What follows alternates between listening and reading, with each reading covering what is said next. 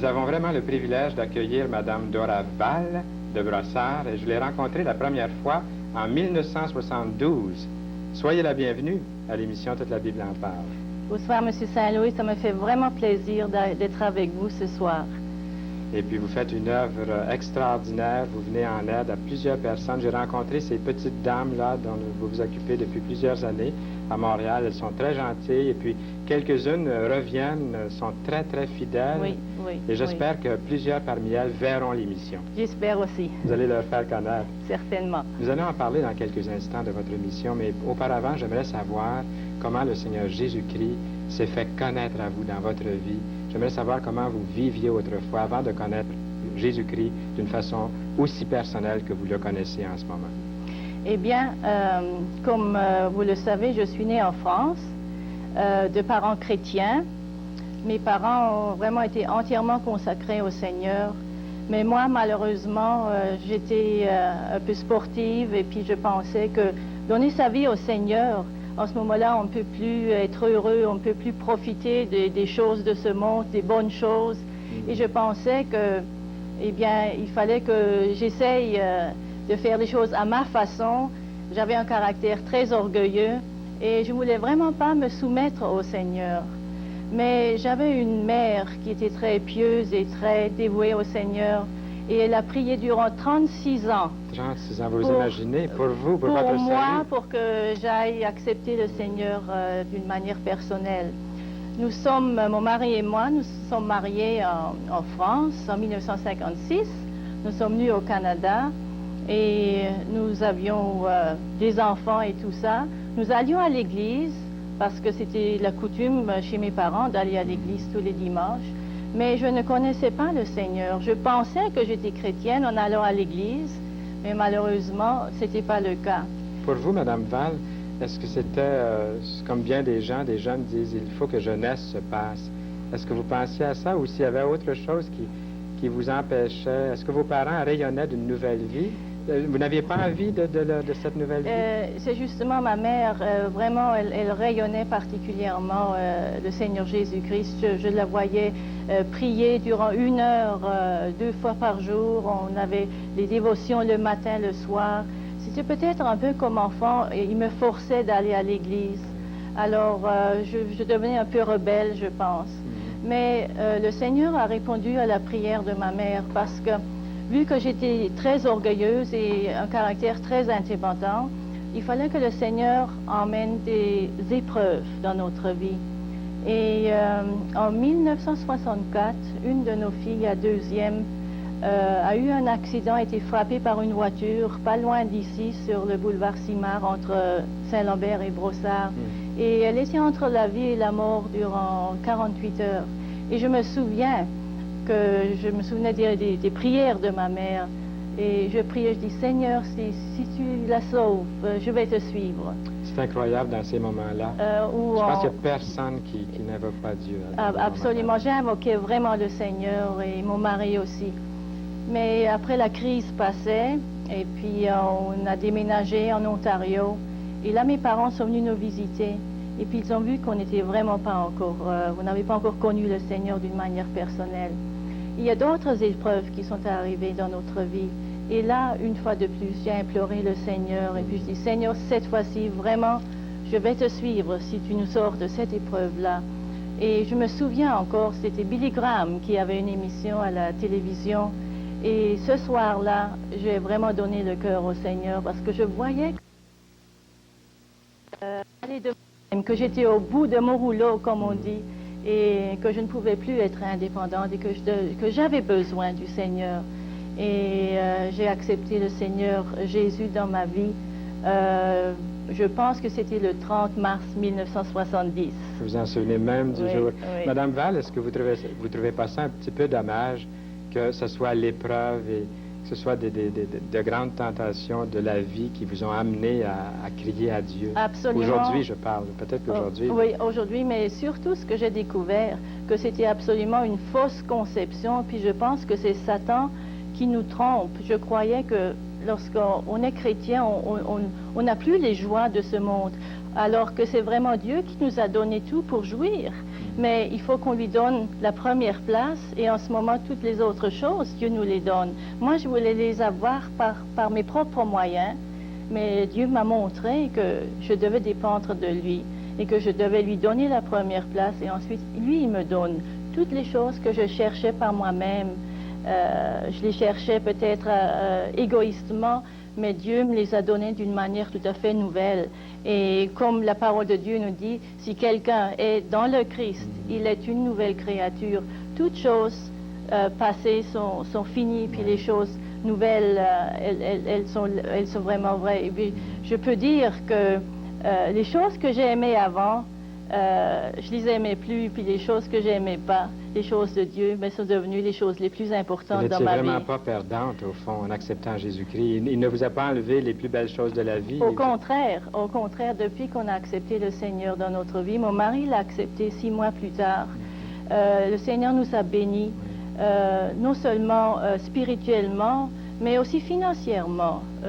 Mon mari a toujours eu du travail, et on n'a jamais allé en reculant, on était fidèles au Seigneur avec ce qui nous enseigne de donner au Seigneur ce qui lui est dû, et nous n'avons jamais reculé en arrière. Le Seigneur nous a toujours bénis dans tous les domaines.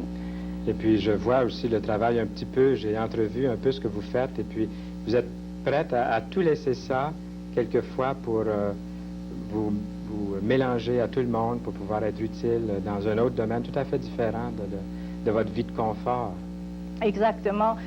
J'ai vu vraiment que les choses matérielles sont tellement temporaires. Le Seigneur nous les donne pour qu'on puisse en jouir, mais quand même, c'est pour sa gloire. Il faut qu'on les utilise pour sa gloire. Et en ce moment-là, on peut vraiment jouir de la vie, les bonnes choses de la vie. Quand vous avez regardé l'émission de Billy Graham à la télévision, c'était durant l'invitation, j'imagine, à la fin, ou durant le message. Qu'est-ce qui s'est produit à la suite de ça? Vous avez écrit, vous vous êtes joint à... Vous êtes allé à l'église, puis vous avez dit, maintenant, je connais Jésus-Christ comme mon sauveur. Qu'est-ce qui s'est passé à ce moment-là? Eh bien, il y a autre chose qui s'est passé. Vous pouvez voir que le Seigneur a vraiment tout préparé. Il y a peut-être 1 ou 2 semaines avant que j'ai accepté le Seigneur, il y avait des personnes d'une église locale qui avaient laissé un pamphlet dans notre boîte à lettres. Et je l'ai mis dans mon sac. Et je le lisais, puis j'avais peur de le montrer à mon mari, parce que je pense que le Seigneur travaillait déjà dans mon cœur. Et tout à coup, j'avais envie de lire la Bible.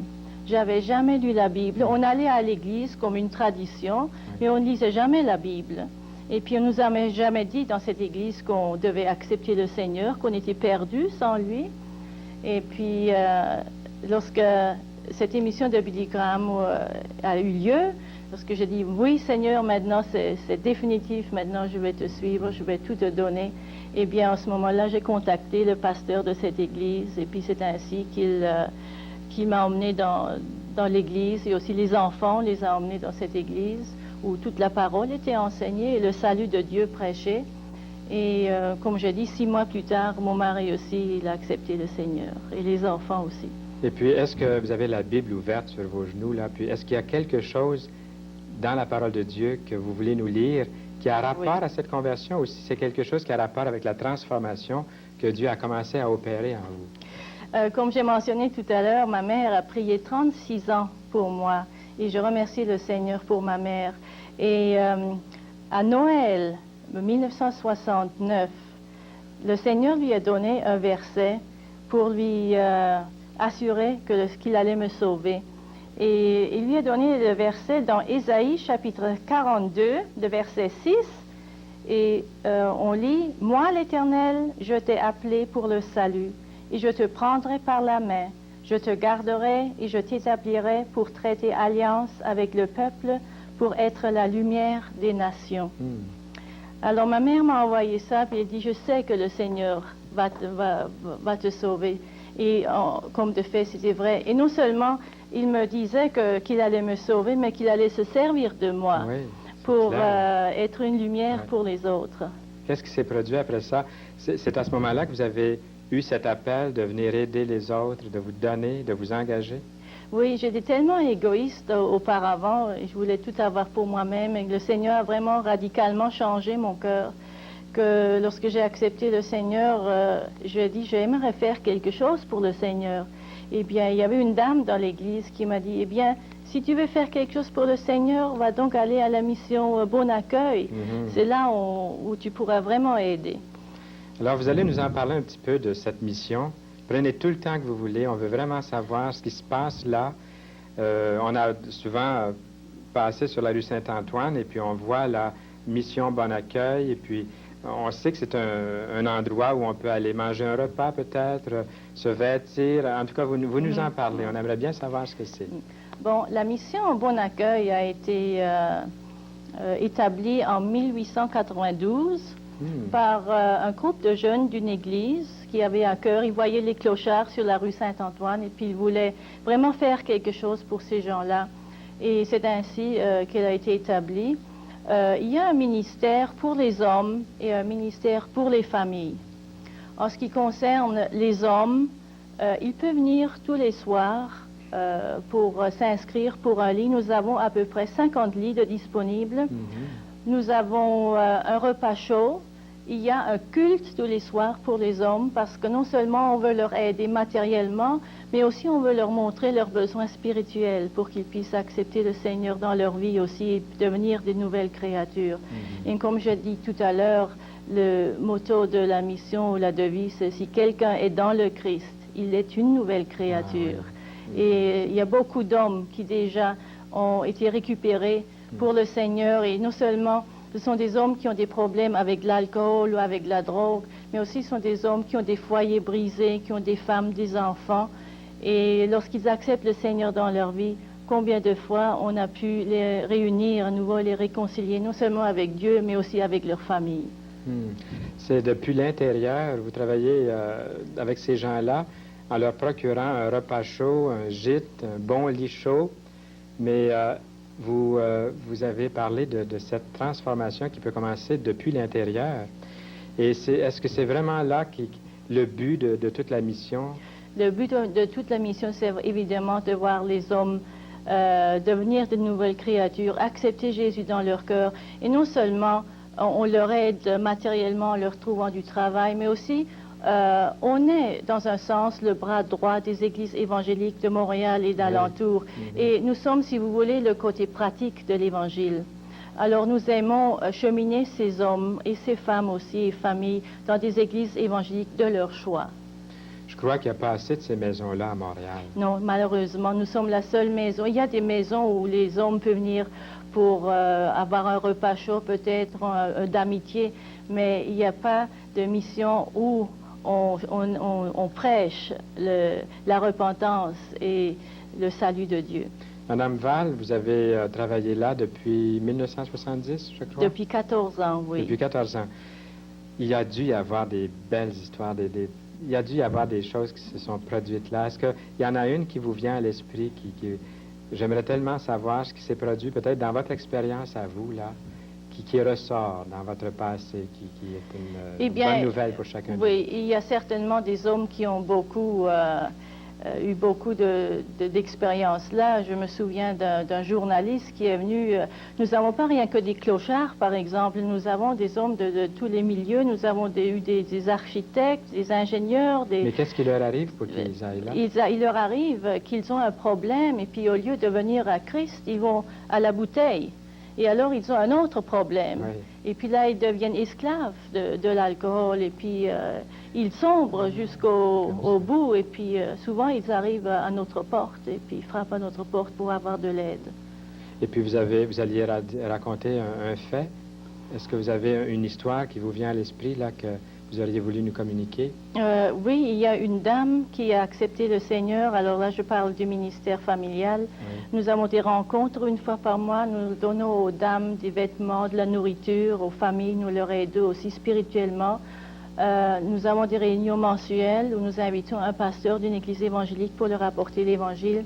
Puis une dame qui a accepté le Seigneur, lorsque je l'ai visitée chez elle, une dame, elle avait au-dessus de 80 ans. Et quelques mois plus tard, elle est allée sur la rue et elle s'est fait frapper par une voiture. Elle était morte. Et c'était juste à peu près une semaine avant que j'étais chez elle et que j'ai prié avec elle et puis qu'elle m'a assuré qu'elle avait le Seigneur dans son cœur. C'est beau. C'est un résultat, c'est une grande récompense pour vous. Oui. Est-ce que ça n'a pas perturbé un peu votre propre vie familiale? Eh bien, je pense que toute la famille, nous avons voulu servir le Seigneur et puis ils étaient toujours derrière moi. Mon mari est entièrement d'accord que j'aide et puis j'y vais pas 5 jours par semaine, je vais seulement le lundi, le mardi et le jeudi. Alors ça me donne quand même du temps pour ma famille. C'est beau ce que vous faites et puis nous prions que le Seigneur accorde un grand succès à ce beau ministère. Et prochainement, j'aurai le privilège d'aller vous voir. Est-ce que c'est la semaine prochaine? Le lundi à 8, le Oui. 27 février. Bientôt. Et je vais rencontrer ce groupe-là et je vais donner un message. C'est vraiment un grand privilège. Merci beaucoup d'avoir été C'est moi nôtres. qui vous remercie, M. Saint-Louis. Le Seigneur vous bénisse. Merci. Eh bien, j'aimerais vous dire que c'est votre émission aussi. Vous pouvez participer. Et dès maintenant, peut-être que vous étiez tellement là occupé à écouter que vous n'avez pas composé ces numéros, qui sont vos numéros. Choisissez le numéro de téléphone le plus près de chez vous et appelez-nous. Et dites que vous aimeriez recevoir ce livre intitulé « La destinée de l'homme ». Et bien des gens aujourd'hui consultent les horoscopes, ils se font tirer dans les mains, ils se font lire les lignes dans les mains. Ils regardent dans leur tasse de thé, ils vont peut-être voir un astrologue pour que lui puisse regarder dans sa boule de cristal. Nous avons mieux qu'une boule de cristal, nous avons mieux que toutes ces choses-là. Ici, à toute la Bible en parle. Nous avons la Bible, la parole de Dieu, et toute la Bible en parle de Jésus-Christ, de la Genèse à l'Apocalypse.